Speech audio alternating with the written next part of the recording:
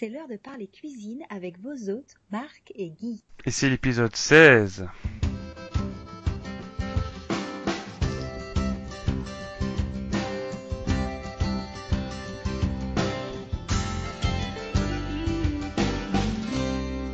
Bonjour à vous, chers auditeurs qui nous écoutez, où que vous soyez, nous sommes là avec vous pour parler cuisine. Bonjour Guy. Bonjour Marc. Alors, à l'épisode 15, tu nous as fait un bon exposé qui parlait comment faire un velouté de potimarron. Donc tout simplement cette petite citrouille qu'il ne faut même pas éplucher.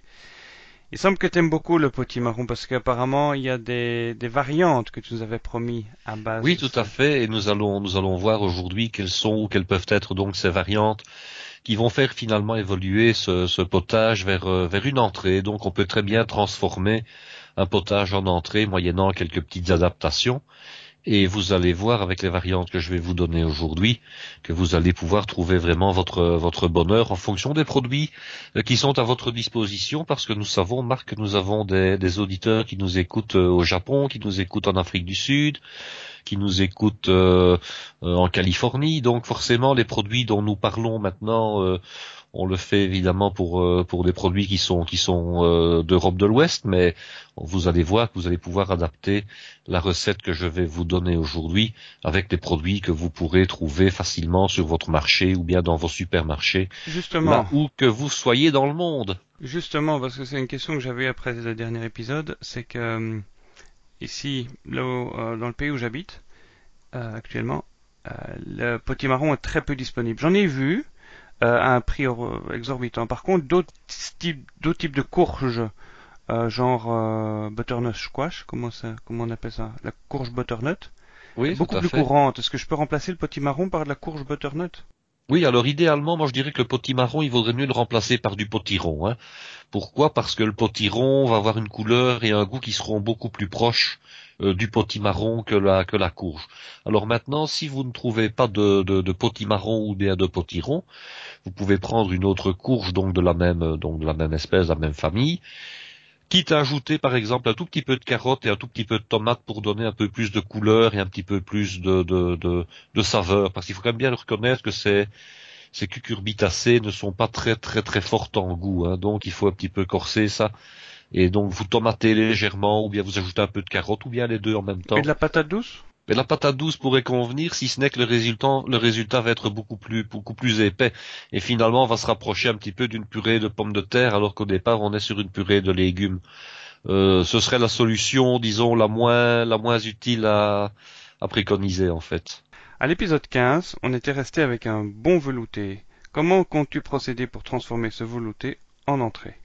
Bon, eh bien, nous allons d'abord l'enrichir avec des éléments de garniture d'une part, et nous allons le réaliser de manière un tout petit peu plus épais que lorsqu'il sert de potage. Alors au niveau de la composition, on va faire une petite modification également. Alors je vais rappeler un petit peu les éléments de base. Pour 1 litre de mouillement et non plus 1,5 litre, vous allez toujours considérer à peu près 700 grammes de légumes. Alors qu'est-ce qu'il y avait comme légumes? Il y avait bien sûr le potimarron. Je rappelle qu'on laisse la peau et qu'on ne fait qu'enlever les pépins. Il y avait de l'oignon et il y avait du blanc de poireau. Vous laissez le petit morceau de blanc de poireau et vous remplacez éventuellement l'oignon par de l'échalote qui va donner un résultat beaucoup plus fin au niveau de la sauce et au niveau du goût. Donc vous réalisez un potage que vous allez mouiller dans ce cas-ci, puisque nous allons faire des variantes plutôt poissons et fruits de mer avec du fumet de poisson si vous en avez. Si vous n'en avez pas, vous mouillez avec de l'eau et puis vous ajoutez un petit cube de fumet de poisson, ça se trouve dans le commerce assez facilement. Et vous allez cuire donc votre potage qui sera relativement épais.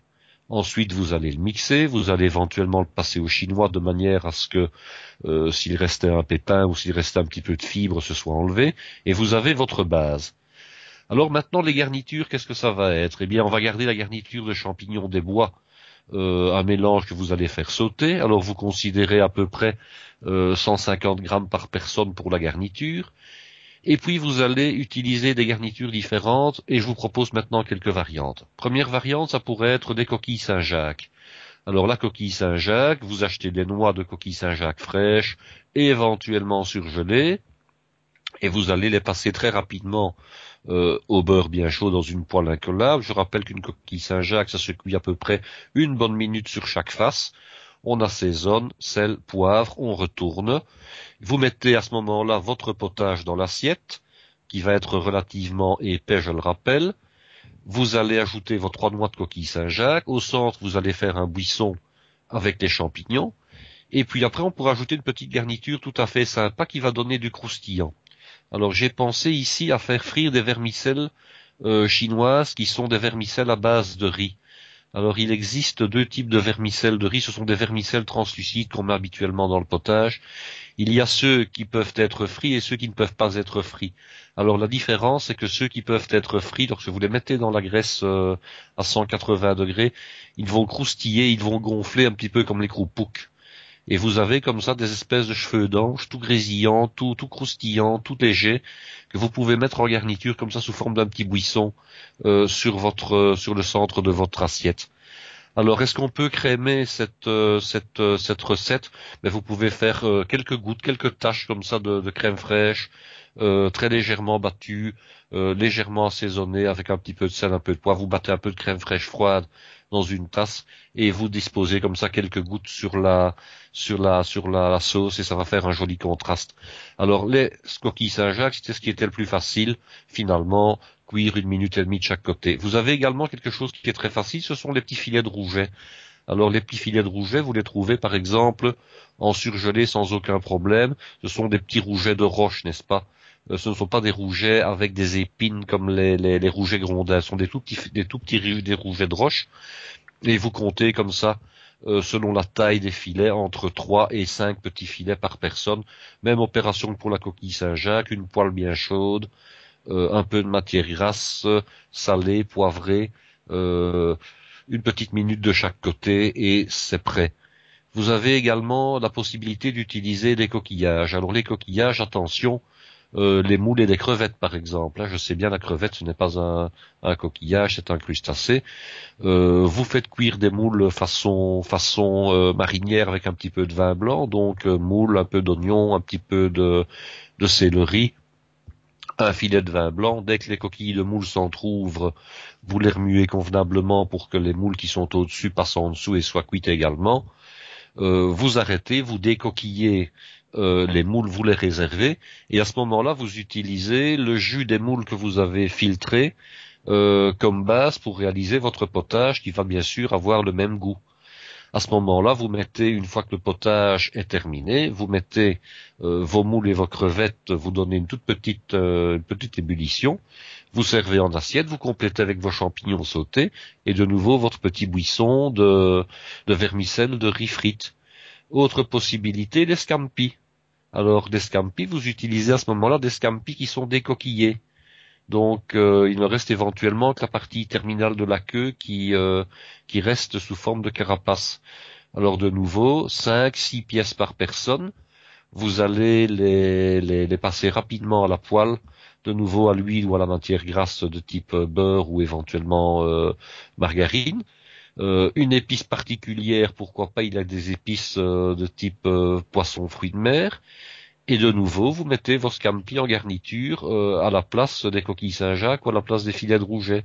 Vous voyez qu'il y a comme ça toute une série de variantes possibles qui permettent, selon les régions où on se trouve dans le monde, d'avoir une base commune, mais des variantes au niveau des produits et de la garniture. Si vous vous trouvez aux antipodes du côté de la Nouvelle-Zélande, vous allez pouvoir vous procurer un article qui est très commun là-bas. Ce sont des green shells qui sont de très très grosses moules qui sont généralement vendus surgelés dans une seule coquille. De nouveau, vous pouvez utiliser ces moules à raison de 5 ou 6 pièces par personne pour agrémenter votre assiette de potage. Et vous avez comme ça 6 ou 7 possibilités de faire une entrée selon vos produits et selon votre goût. Alors, ce que je peux conseiller quand on met des scampis, c'est avant de le passer à la poêle, c'est de les couper dans le sens de la colonne vertébrale à moitié. Donc, pour qu'ils s'ouvrent, hein, voilà. Comme ça s'ouvre et ça fait tout à fait. Une espèce de trépied crawlé, comme on dit en Belgique. Non, c'est vrai que c'est très bien. C'est beaucoup plus joli et ça cuit beaucoup plus vite. Et on fait souvent ça dans les restaurants chinois. Hein. Ok. Et t'as une autre variante avec ça? Oui, j'ai les variantes avec de la viande, évidemment. Hein. Alors, dis-moi brièvement. Alors, il y aurait une variante, ce serait des escargots. Il y aurait une variante. On va dire que c'est de la viande. Hein. Il y aurait une variante avec des escargots, il y aurait une variante avec du riz de veau, et alors il y aurait une variante avec des gésiers confits. Waouh, que des viandes de fête, ça. Avec les escargots, ça m'intéresse d'entendre ça. Tu ferais comment? Alors avec les escargots, c'est très très très facile. Les escargots, on les trouve bien entendu en conserve, hein. Alors que ce soit les gros gris de Bourgogne, les petits gris, nous allons essayer d'oublier pour les fêtes les fameux escargots à catine qui ne sont pas tout à fait d'un point de vue zoologique des véritables escargots. Donc nous allons un petit peu les passer sous silence. Maintenant, celui qui veut les utiliser, évidemment libre à lui. Alors les escargots, les escargots, on va les réchauffer dans le liquide qui se trouve dans la boîte de conserve ou dans le bocal. On réalise la base donc de potage un peu épais. On réchauffe les escargots d'autre part. On a sa poêlée de champignons par ailleurs. Il suffit de disposer dans l'assiette 5-6 pièces d'escargots par personne sur le potage, de mettre le buisson de champignons au centre. Et alors on va remplacer le buisson de vermicelle de riz frites par des petits croûtons de pain que l'on a passés donc éventuellement au beurre clarifié en pleine friture. Et on en dispose comme ça. Comme tu l'as expliqué dans l'épisode 15. L'équivalent, voilà, d'une douzaine de croûtons qu'on va mettre comme ça de manière aléatoire et qui vont donner un petit côté croustillant à la préparation. Et je pense que c'est une recette que je vais faire pour les fêtes avec les escargots cette année-ci, ce sera cette variante-là. Et puis après, nous avons encore une autre variante qui pourrait être une variante avec des gésiers de canard confit, par exemple. Donc Alors les canards qu'on peut trouver à l'achat sur Internet très facilement. En conserve très facilement. Alors les gésiers de canard, on va les égoutter de la graisse qu'ils contiennent, on va les recouper en morceaux un petit peu plus petits. Et alors moi je suggère c'est d'utiliser la graisse des gésiers pour faire sauter les champignons, pour donner justement ce goût un petit peu particulier. Vous coupez les gésiers en petits morceaux, en petits dés, vous les mettez dans une poêle incollable de manière à ce qu'ils soient bien chauds, et puis vous ajoutez vos champignons frais au-dessus, et vous faites revenir le tout ensemble, et puis vous garnissez votre potage avec ces gésiers, ces champignons sautés ensemble, et puis de nouveau quelques croûtons de pain frit en garniture pour donner un petit peu de croustillant et donner un petit peu de côté festif à votre assiette. Est-ce que, dis-moi, pour cette variante, on doit changer le mouillement du potage ou on prend juste la version classique? Évidemment, dans ce cas-là, on ne va pas mouiller avec un fumet de poisson, bien entendu, on va mouiller avec un fond blanc ou éventuellement un fond de volaille qui sera encore plus approprié puisque le gésier, ce sera donc un gésier de volaille. Autant prendre un fond de volaille, bien entendu. Hein. Alors, le plus raffiné d'entre nous va faire son fond de volaille lui-même, comme on l'avait déjà expliqué auparavant, avec des carcasses de canard. Avec des carcasses de canard, bon, c'est difficile à trouver, hein, mais avec des carcasses de poulet et des ailerons de volaille, ça, il n'y a aucun problème. Celui qui est très motivé. Celui qui est très motivé, mais le problème c'est de trouver les carcasses de canard et ça c'est quand même assez rare à moins d'avoir un volailler parmi ses connaissances ou ses amis. Et alors il y a quand même une variante qui serait une variante, je dirais beaucoup plus chic. Ce serait une variante avec du riz de veau. Alors le riz de veau, je rappelle ce que c'est donc une glande qu'on appelle d'un point de vue, je dirais biologique, le thymus, hein, et c'est une glande qui disparaît parce qu'elle est utile au moment de la croissance du veau. On trouve également des riz d'agneau sans aucun problème, mais le riz de veau reste quand même le plus prisé. Alors le riz de veau, un petit traitement préalable, bien sûr on l'achète frais ou surgelé, on fait dégorger à l'eau le plus longtemps possible, c'est-à-dire au minimum 2-3 heures. On le met tout simplement dans un récipient et puis on fait couler un tout fin filet d'eau sur le produit, ou alors on change l'eau, je dirais toutes les demi-heures par exemple, hein, de manière à ce que le sang qui est contenu dans le riz de veau puisse s'échapper, puisse être éliminé. Alors on va le faire blanchir. Alors comment fait-on pour faire blanchir du riz de veau? Eh bien, on le met tout simplement dans une petite casserole, de l'eau froide, on emmène gentiment à ébullition, on écume et on laisse pocher pendant 15 à 20 minutes selon la taille de la noix de riz de veau. On laisse refroidir, mais on peut très bien aussi, refroidir à l'eau, tout simplement pour gagner du temps. Hein. Et ensuite, on va garder son riz de veau, parce qu'on peut très bien le faire la veille, le garder au réfrigérateur jusqu'à l'utilisation. On le pèle grossièrement avec un petit couteau, hein. Il y a une espèce de gaine, je dirais un petit peu fibreuse qui l'entoure avec des nodules de gras. On le pèle très très très très sommairement. Il faut quand même que ça tienne encore en morceaux. Et puis après, on le coupe en dés, des dés d'à peu près 1 centimètre, 1 centimètre et demi de section. Hein. Je dirais même 1 centimètre et demi, c'est mieux. On va les fariner. Et on va les passer rapidement au beurre dans un beau beurre noisette, en les faisant sauter de manière à avoir des riz de veau qui soient en petits dés mais colorés de chaque côté. Et alors de nouveau, vous allez mettre ces riz de veau dans votre assiette, mais vous n'allez plus maintenant les mettre avec le potage qui les recouvre, vous allez plutôt faire autrement. Vous allez d'abord mettre votre potage, ensuite vos champignons sautés et parsemer avec les riz de veau au-dessus pour que ça se voit, pour qu'il soit apparent, évidemment. Hein. Et de nouveau, quelques croûtons de pain que vous aurez fait frire en pleine friture ou bien dans du beurre clarifié, joliment doré, qui vont agrémenter dans l'ensemble. Et dans ce cas-ci, je mouillerai mon potage avec du bouillon de veau. Soit avec du fond blanc de veau, si on en a. On le trouve assez facilement en poudre maintenant. Éventuellement dans des bocaux qu'on peut acheter, mais le fond de volaille, même le fond de volaille en cube reste quand même la très très bonne alternative pour ce genre de choses, bien entendu. Hein. Et si j'ai du bouillon de veau? Et si on a du bouillon de veau, évidemment, mais le bouillon de veau, il n'y a pas de problème. Hein. Ça, je trouve facilement là où je suis. Hein. Ah ben ça va, c'est parfait alors. Mais attention, un fond blanc de veau, hein, pas un fond brun, évidemment. Hein. Oui, ok, bien sûr. Donc avec tout ça, on obtient un plat qui peut nous servir à la fois de potage et d'entrée. Et donc c'est tout simple, c'est facile à réaliser, c'est très chic. C'est chic et pas cher. C'est chic et pas cher, sauf pour le riz de veau qui est quand même un tout petit peu plus cher. Hein. Oui, et alors n'oublions pas que le prix de revient général va être influencé par le choix des champignons qu'on va mettre. Hein. Il est évident que si on met du cèpe, si on met des girolles, si on met des chanterelles, ça coûte évidemment plus cher que si on met des champignons bruns de carrière ou bien si on met des pleurotes, évidemment. Hein. Et comment dire, en fonction des variantes que tu nous as proposées là, il faut changer les champignons ou bien ça n'a aucun effet? Non. Là, on n'a pas de problème. Hein. On fait un petit peu en fonction de ce qu'on souhaite. L'idéal, c'est d'avoir 3 champignons différents. On peut très bien trouver des champignons surgelés sans trop de problèmes. Pour vous donner une idée, les champignons surgelés au kilo, ça varie entre 6 € le kilo et une dizaine d'euros pour les plus chers. Je les ai vus tout à l'heure en faisant mes courses. Les morilles. Les cèpes. Ah, les morilles, ça c'est beaucoup plus cher. Hein. Mais je parle, disons, des champignons habituels.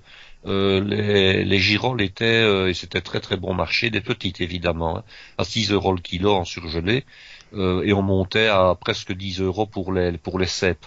Hein, mais je dirais que on n'est pas obligé de ne mettre que des girolles ou que des cèpes, évidemment. Hein. Évidemment. Maintenant, c'était du surgelé. Il va de soi que le frais coûte beaucoup, beaucoup plus cher. Hein, il faut compter, si on prend des pieds de mouton en frais, qu'on peut très bien approcher la 40aine d'euros le kilo. Là, ça fait quand même beaucoup plus cher, évidemment. Hein. Naturellement. Ok, ben je te remercie pour ces variantes de la recette. Autre chose? Surtout que nos auditeurs n'aient pas peur de nous questionner s'ils ont la moindre question, évidemment. Et justement, avant de nous quitter, j'allais dire, si vous avez une question à poser à Guy, notre expert en cuisine, c'est tout simplement question@parlescuisines.com. question@parlescuisines.com. Parlescuisines.com, c'est le site sur lequel vous trouverez toutes les notes de l'émission, les épisodes précédents, l'épisode numéro 15 notamment. Si vous nous écoutez depuis un appareil portable, normalement, si vous avez l'application, vous tapez sur l'épisode et vous verrez apparaître les notes de l'émission et tous les liens sont cliquables. Je te remercie beaucoup Guy. Et de quoi va-t-on parler la prochaine fois? Nous allons parler fromage la prochaine fois. Toujours pour les réveillons. Toujours pour les réveillons. Eh bien, je te remercie. Au revoir. Au revoir.